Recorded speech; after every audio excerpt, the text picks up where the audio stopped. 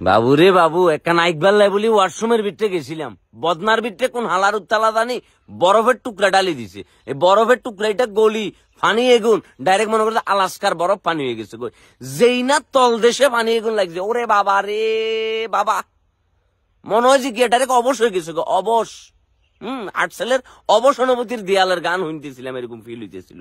বাপরে বাপ বাপরে, বিশেষ করি যখন মাঝরাইতে আপনার ফসাব ধরবো কিংবা পায়খানা ধরবো, কাকারে লো কমেড হইলে তো এক ধরনের যন্ত্রণা থেকে আপনি বাঁচি যাবেন, যে এমনি করে কাইট করে খিস মারে কি ঠেস দিয়ে বই থাকবেন।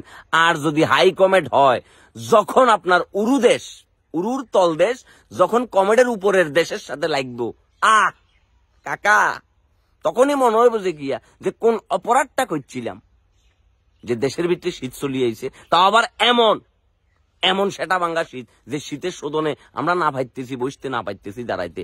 আর কাকা, যখনই আপনি আপনার শান্তির কার্যক্রম শেষ করি, শান্তির তলদেশে যখনই আপনি পানি লাগাইতে চেষ্টা করবেন, তখনই আপনার কাছে মনে হইব বাবুরে আগুন লাগাই দিয়ে আনে, একখানা করি আগুন আনি নিচে দিয়ে রাখ গুদামঘরের নিচে, গুদামঘরটা কেনা তাপ পাক, এমন অবস্থা।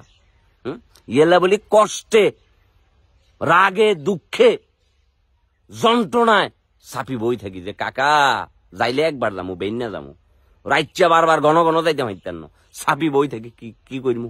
এমন ঠান্ডা, এটা মানা যায় এটা? হ্যাঁ, আর কদিন ধরে গোসল করতেছো না, এমন বহুত জনে আছে। মানে কি, পারফিউম ব্যবসায়ীরা, বডি স্প্রে ব্যবসায়ীরা এখন লালে লাল, বগলের তলে রানের সিভাই বডি স্প্রে মারি, শার্টের তলায় উপরে মামারা ঘুরতেছে, কিন্তু গোসল মামারা করতেছে না। কারণ ওই যে সূর্য মামার কিন্তু দেখা নাই। সূর্য মামা বেদের মেয়ে জ্যোৎস্নার মতো আসিয়াছি বলি আমাদেরকে এমন ফাঁকি দিছে, এখন আমাদের যাইবার কোনো রাস্তা নাই।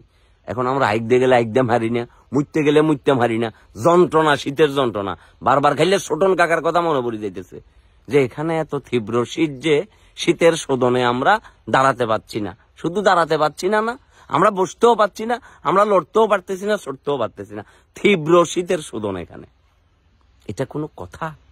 সরিয়ে এসেছিলাম মানিকগঞ্জে শুটিং করিবার লাই, ওরে বাবারে বাবারে বাবারে বাবা, এমন ঠান্ডা, ইগিয়া দুগা তিন গিয়া এক কাপড়ের নিচে আরো দুগা ঢুকাই, তারপর কি লাইট ক্যামেরা অ্যাকশন করন লাগতেছে, এছাড়া আর কোনো উপায় হইতেছে না।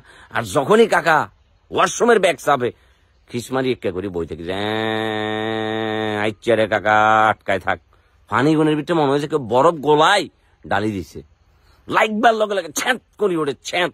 এটা আগুনের স্যাঁত না, এটা পানির স্যাঁত, এমন ঠান্ডা লাগে। বাপরে বাপরে বাপরে বাপ রে। তো তোমরা গোসল টোসল কদিন ধরে করতেছো না? কদিন ধরে করতেছো না? আমাদের শরীর এটা মাঝে মধ্যে তো মনে হয় যে কি সিটি কর্পোরেশনের ড্রেন হয়ে গেছে, কই পাশ দিয়ে যাওয়া যায় না। ভাইয়া যাই করস, গোসল টোসল করস আর না করস, ওয়াশরুমে যাস আর না যাস, একখানা কষ্ট করি বডি স্প্রে মারিস। সিএনজিতে এক বেড়ার লোক আসতেছিলাম, বাবু রে বাবু, মনে হয় যে কি ভাত পচাইলে যে এই অবস্থা। 3 মাস ধরে জাগ দি ভাত পচাইছে, তারপরে টানি তুলি সিঞ্জির ভিতরে ঢুকাইছে। আরে ভাইয়া, ভিডিওটা যদি তুমি দেখি থাকো, একটা বডি স্প্রে কিনি লইও, কিনি এনে করে মারি লইও ভাইয়া, গন্ধে টিকা যাইতেছে না। তো মন দিয়ে গোসল টোসল করিও। আর আমি মানিকগঞ্জ 3 আসন থেকে গোসলে যাওয়ার শপথ গ্রহণ করতেছি। আপনি কোন আসন থেকে গোসলে যাওয়ার শপথ গ্রহণ করতেছেন সেটা কমেন্ট সেকশনে জানান, কেমন? খবরদার, পানিতে কুসুম গরম পানি লই ওয়াশরুমের ভিতরে যাইও, ঠান্ডা পানি লাগলে তলদেশে সহ্য করার মতো না রে, ব্যাপক ঠান্ডা, ব্যাপক।